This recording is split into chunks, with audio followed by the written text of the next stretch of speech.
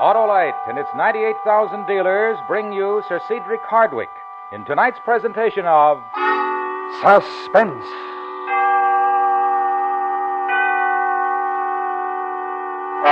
Tonight, Autolite presents a story about the most infamous poisoner who ever lived.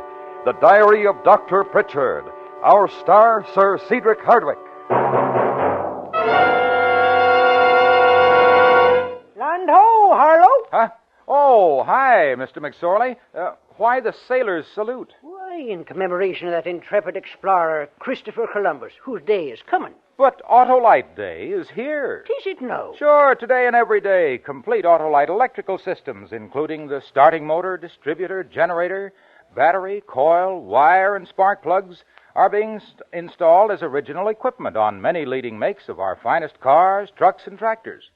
And every unit and component part is related by Autolite engineering design and manufacturing skill to give the smoothest performance money can buy. Oh, Christopher Columbus had plenty of trouble because he insisted the world was round. But you'll never have trouble if you insist on Autolite original factory parts for your Autolite-equipped car.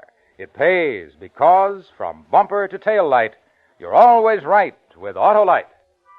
And now, Autolite presents transcribed The Diary of Dr. Pritchard, a true story starring Sir Cedric Hardwicke, and hoping once again to keep you in suspense.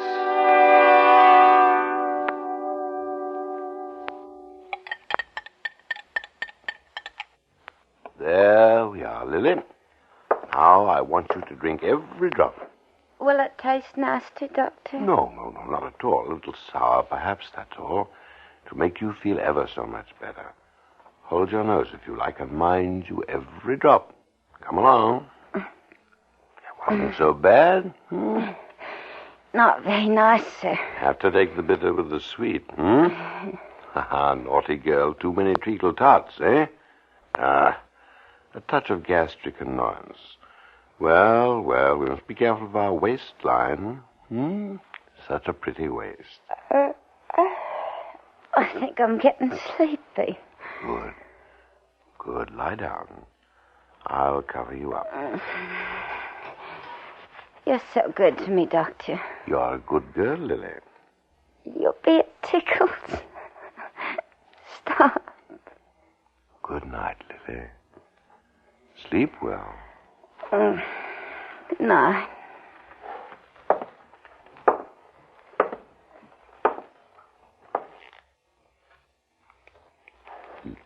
Lily? Lily? Lily? That's better.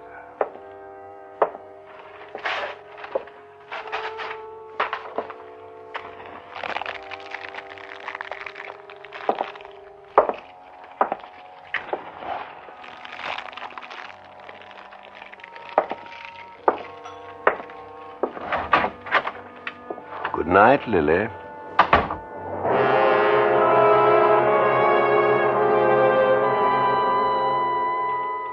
5th of May. What a frightful thing. The upstairs maid passed away in her bed. She must have fallen asleep whilst reading, and I suppose the gaslight ignited the curtains. She burnt to death. Poor little Lily. It will be a great loss to Mrs. Pritchard. I shall have to wire her the first thing in the morning. Then it will be as well to engage a maid to replace Lily as soon as possible. After that, we had better move to a more suitable residence. But why, dear? Why must we move? Well, I've been thinking about it for quite a long time, Mary. Whilst you were away, I made up my mind to suggest it, and now, after what happened to poor Lily... But it's been so lovely here, especially for the children. I know, but there is my position, too. We owe it to ourselves to keep up appearances.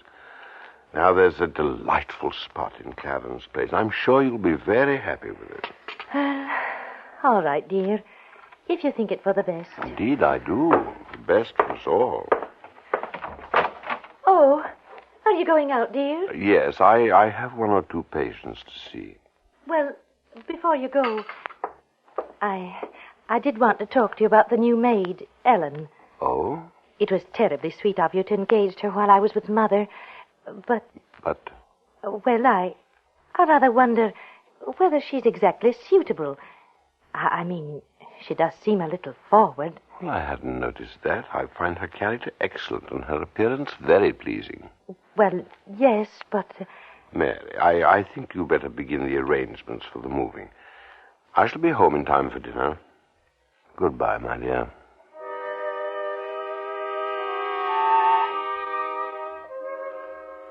9th of May. Dear, sweet Mary, how she does worry about every little detail. How can one man be so blessed with such a loving wife and family?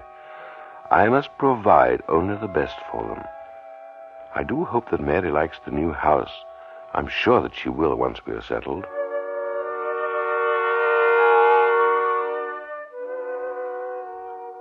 Third of June.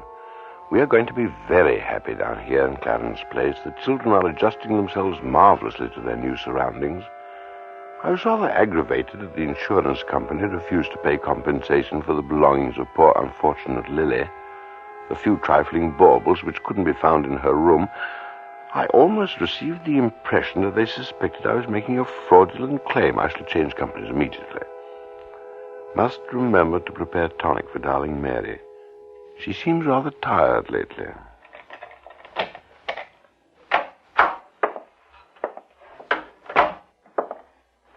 Good evening, Doctor. Good evening, Ellen. Everything all right today? Oh, yes, sir. That's good. And what has cook prepared for dinner? Something I'm sure you'll like, sir. By the way, sir, I forgot to thank you for the pretty things you left in my room the other day. They must have been awfully expensive. Not at all, my dear. You're a very obliging girl. The baubles were nothing at all. Nothing. Where is Mrs. Pritchard? Upstairs, sir. She's not feeling very well. Took a lie down after tea. Dear me, I must run up. Ah, your night off, isn't it, Ellen? Yes, sir. Quite. I should know, shouldn't I? I may have to go out myself later to see a patient. Oh, yes, sir. Right you are, Ellen. Perhaps I can drop you off somewhere. Thank you, sir. Thanks awfully. Not at all. Tell cook I shall be ready for supper in 10 minutes. Very good, sir.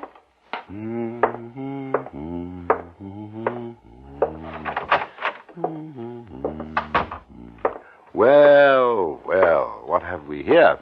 Oh, hello, Edward. Oh, now, this will never do. What seems to be the trouble, Mary?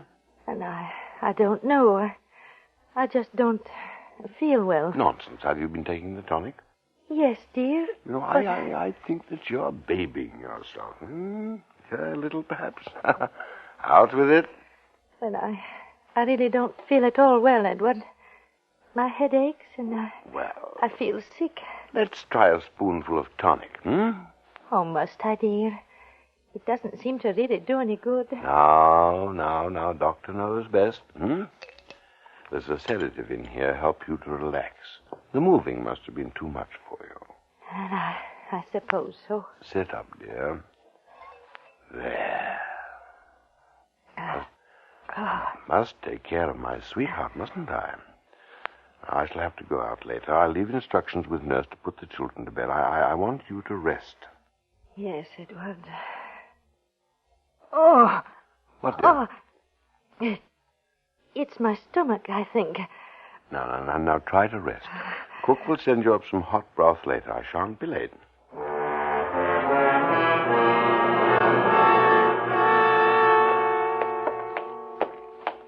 I had a lovely evening, sir. I'm so glad, Ellen. Sir, don't you think that I ought to go round to the service entrance? Of course not, silly girl. I walked you home, didn't I? Oh, yes, sir. Before we go in, Ellen, don't you think... Someone will see. No, it's too dark here. Your beard, it tickles. Lord, what was that?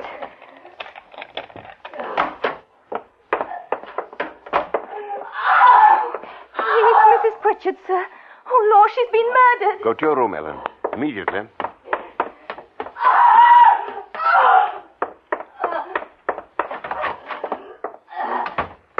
Mary. Mary, what's the matter, Mary? Oh, the pain in my... My dear, you wakened the whole house. Do try to control yourself. What's the matter with me? I'm so sick. Edward, what is it? Oh, more than likely acute indigestion. Nerves, you know. Edward, I'm frightened. Will I die? Oh, you old girl, you? Oh, you're as healthy as an ox.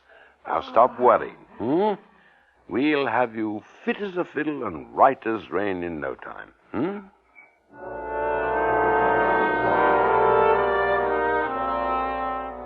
10th of June.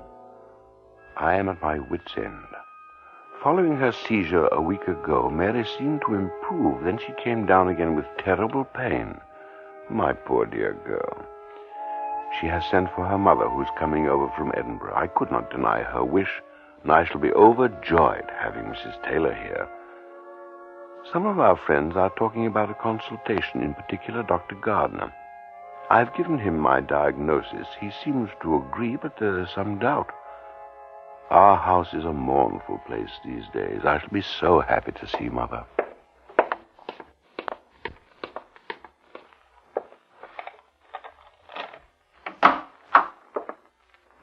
Edward?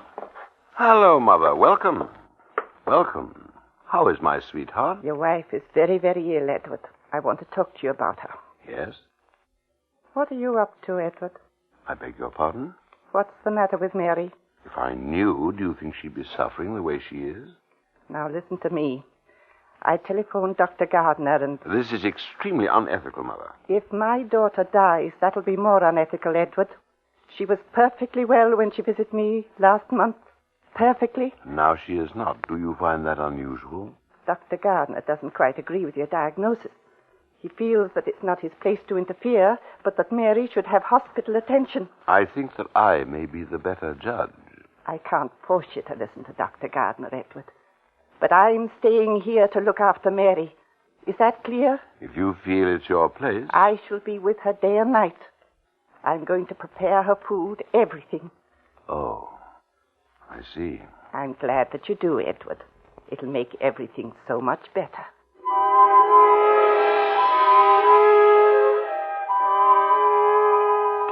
June, 5 p.m. What an extraordinarily good woman is Mrs. Taylor. It relieves me of such a burden. Ah, motherhood, like a tigress protecting her young. And I would have it no other way. I must do something for dear mother while she's here. Afternoon, Dr. Pritchard. Lovely day. Lovely. I say, I need an ounce of Henley's tincture of aconite. An ounce? Oh, of course, Doctor. You must use quite a lot of that, Doctor. Didn't you buy an ounce last month? Oh, yes. I find it an excellent preparation for intestinal ailments. Oh, glad to know about that. My wife... I really shouldn't administer it if I were you without medical supervision. It could be dangerous. Quite dangerous.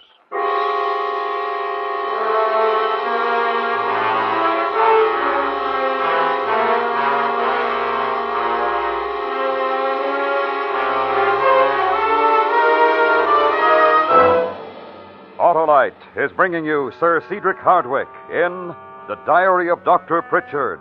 Tonight's presentation in radio's outstanding theater of thrills, Suspense.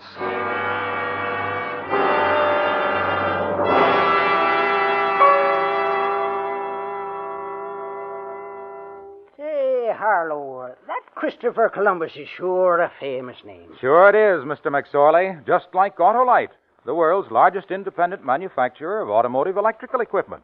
Why, complete Autolite electrical systems are used as original equipment on many leading makes of our finest cars, trucks, and tractors. Columbus was a fine worker, Harlow. So is the Autolite electrical system. It goes to work the instant you turn on the ignition, and it keeps working every second your car is in operation. It works, too, when you blow your horn, play your radio, turn on your lights, or use your electric windshield wiper. Sounds mighty important, Harlow. And it is. So, friends, treat the electrical system of your car to a periodic checkup at your car dealers or at your nearest authorized Autolite service station, where you will find experts that know the electrical system of your car best. To locate your nearest authorized Autolite service station, look in the classified section of your telephone directory under Automobile Electrical Service, or telephone Western Union and ask for Operator 25. And remember, from bumper to tail light, you're always right with Autolite. And now, Autolite brings back to our Hollywood soundstage Sir Cedric Hardwicke in Elliot Lewis's production of The Diary of Dr. Pritchard, a true story, well calculated to keep you in suspense.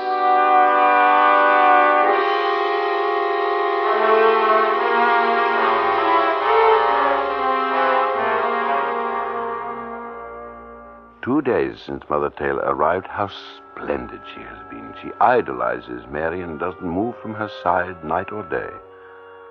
I know that she couldn't be in better hands. For a little while, I wondered whether it might not be better to send Mary to hospital, but now I think not. She's already showing signs of improvement. How delighted I am to see the color returning to her cheeks. And how is the patient today? Oh, I feel ever so much better. Thank you, Edward. I'm so glad. Edward. Yes, my dear? Give me your hand. Mother has been talking to me about going to Edinburgh with her. Taking the children as well. Has she? Has she? Now I wonder why. Do you think she feels you need a change? I'm not going. My place is with you. We've never spoken much of these things, have we, dear? I don't quite... Well, I mean, here we are, 20 years married. One forgets that, doesn't one? Have you been happy? Have I made you happy? What an odd question. Oh, no, it isn't. I've tried to make Mother see that. She thinks that I'm not happy with you, but she's wrong. She's always been wrong. I love you, Edward. I brought you supper, Mary. Oh. Well, now doesn't that smell nice? Your appetite is improving, my dear. You'll be out of bed in no time. Yes, she will. Thanks to you. Eh, Mother? Are we dining together? I'll be down presently. Good. Don't be long, will you? I'm famished.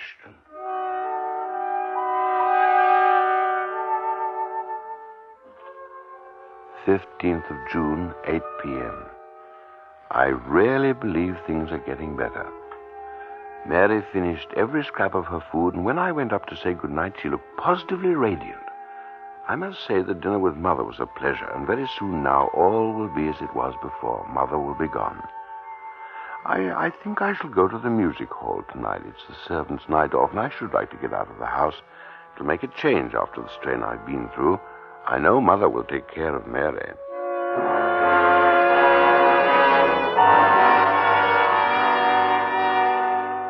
I did what I could, Pritchard. I tried to reach you, but couldn't find you. I'm afraid it was too late anyway. How horrible. What could have happened? I don't know. Catalepsy, do you think, Gardner? The old lady has a history, you know. Yes, it's possible. Was she all right when you left her this evening? Quite. Does Mary know? No, she was asleep. Poor girl. Poor girl. It'll be such a shock. I was on my way over to see how Mary was getting on. Friendly visit. I was alarmed when nobody answered the door, and then Mrs. Taylor somehow manages to come downstairs. Brave soul. I do hope she didn't suffer. Well, she died a few minutes later. She was in great pain, Pritchard. Frightful. I don't know what this will do to Mary. Break it as gently as you can, won't you? Of course. Can I make you a whiskey? No, thank you. No, I'd better be off. Yes. I say, about the death certificate, catalepsy, you think? I'm not sure. It was rather odd, almost as though she had been drugged. Drugged? Oh, yes. Well, that's possible, you know. She had been in the habit of taking pills at night, insomnia, she called it. Not a very good habit, I'm afraid. That might account for it, don't you think? It might. Well, please offer my condolences to Mrs. Pritchard. I'll drop by in a day or two. Awfully kind of you, Gardner. I'll see you to the door.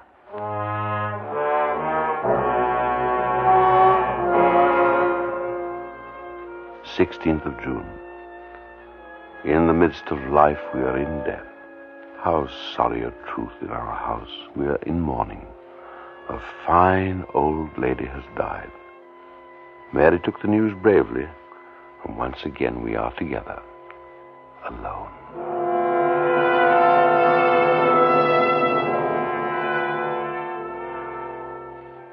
25th of June. Dr. Gardner made the death certificate and Mother was buried a week ago. I have been so occupied with my practice that I have had no chance of making entries until now. Dr. Gardner has been calling quite often to inquire about Mary. What a thoughtful man. We are fortunate indeed to have such a friend. After the tragic news, Mary has suffered a slight relapse, but it was to be expected.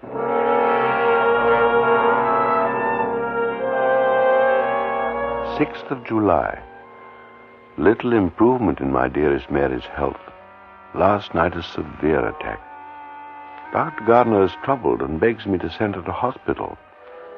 What can I say? I know that we are all better off with her at home. It is for me to use all my medical knowledge to make things easier now. I cannot bear her agonies. It has gone too long. Oh, hello, Doctor. Good afternoon. I have 1 or 2 prescriptions for you to fill. Very good, Doctor. Oh, and I think you can add half an ounce of Henley's tincture of aconite. Goodness gracious, Doctor. Every indigestion case in the city must come to you for help. Oh, well, I'm not really so popular, you know. Still, the medicine does serve its purpose.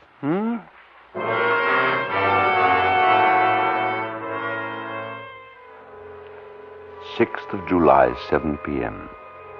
I know my diagnosis is sound. I explained it to Dr. Gardner, and he must have been convinced. The children have gone to their aunts for the holidays. It is much better that way. Ellen has taken an egg flip to Mary. She eats so little nowadays. Dr. Pritchard, Doctor. Oh, dear. Ellen, I have asked you to knock... I'm sorry, sir, but what I gave the madam, I tasted it. Why? Why did you taste it? I'm sorry, sir. She asked me to. It's awful, burning like I don't think she should have it. It must have been bad or something. I feel awful sick. Go downstairs, Ellen. She oughtn't to drink. It's so relish. Now, I'll take care of it, Ellen. Go downstairs now.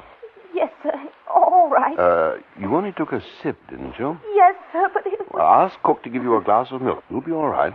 I will. How annoying.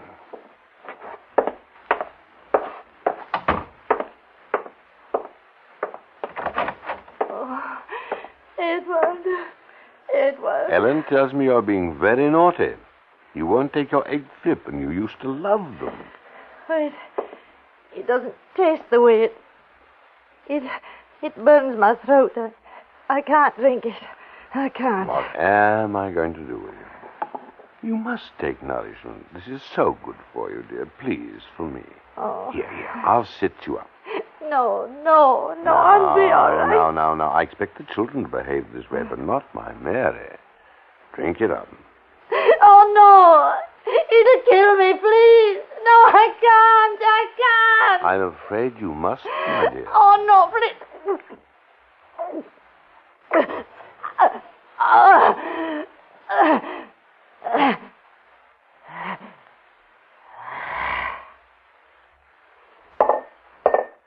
That's a good girl.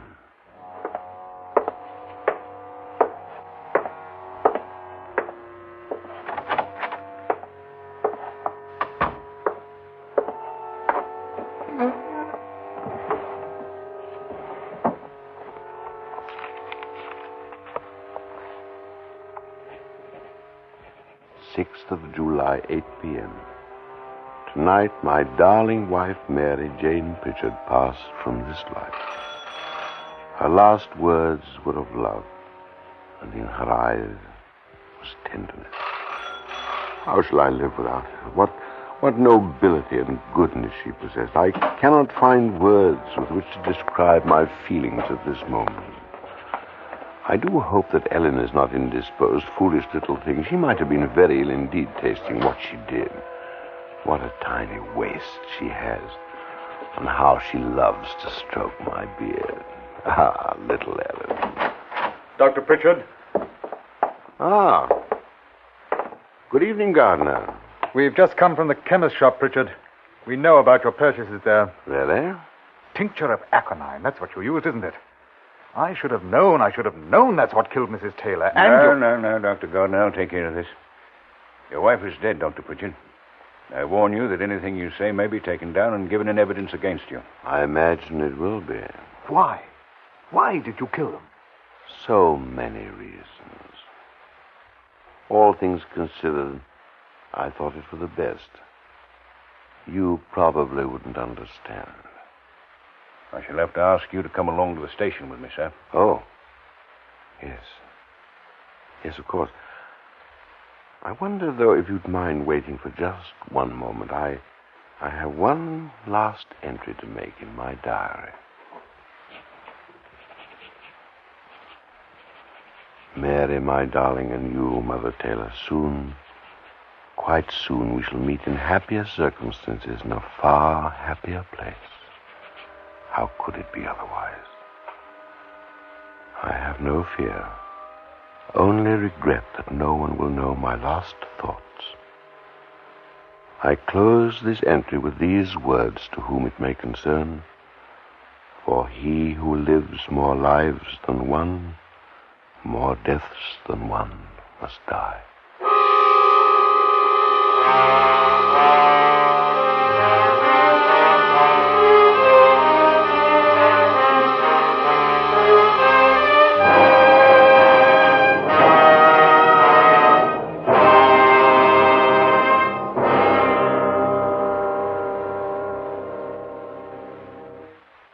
Suspense. A true story presented by Autolite. Tonight's star, Sir Cedric Hardwicke.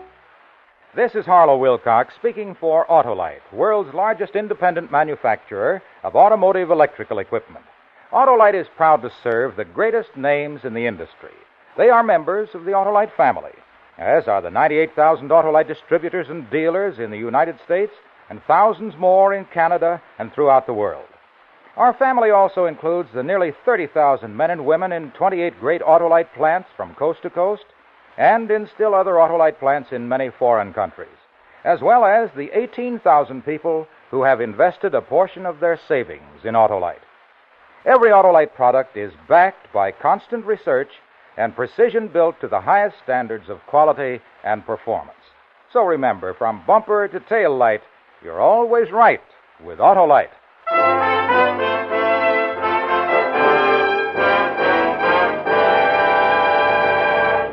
Next week, an award-winning actor with another award-winning performance. Mr. Richard Widmark, in the true story of a man alone on an atom-bombed island, will be heard on Suspense. The Diary of Dr. Pritchard was written for Suspense by Anthony Ellis. Suspense was transcribed and directed by Elliot Lewis. Music was written by Lucian Morowick and conducted by Lud Gluskin. Featured in tonight's cast were Paula Winslow, Alma Lawton, Georgia Ellis, Norma Varden, William Johnstone, Ben Wright, and Joseph Kearns. Sir Cedric Hardwicke may be seen in the fall tour of the first drama quartet's presentation of Don Juan in Hell by George Bernard Shaw. You can buy Autolite electrical parts, Autolite Stay-Full batteries, and Autolite resistor or standard type spark plugs at your neighborhood Autolite dealers.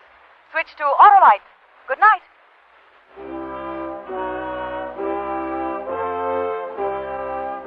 This is the CBS Radio Network.